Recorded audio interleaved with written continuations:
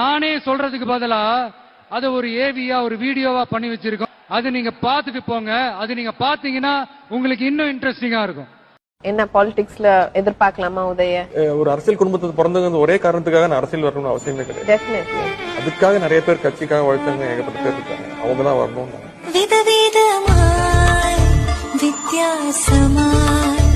உங்க குடும்பத்தில இருந்து யாராவது இனிமே அரசியலுக்கு வர வாய்ப்பு இருக்கா சார்?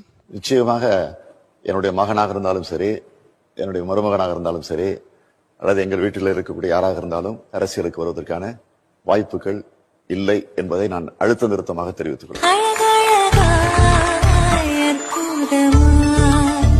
அடுத்தது அமைச்சர் அப்படிங்கிற ஒரு லைன் எடுத்துக்கலாமா?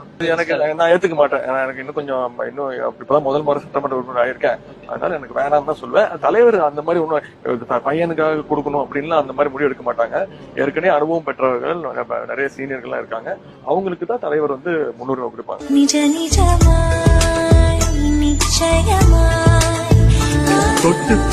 இதுக்கு மேல உங்களை நான் டிஸ்டர்ப் பண்ண விரும்பல. நன்றி, வணக்கம்.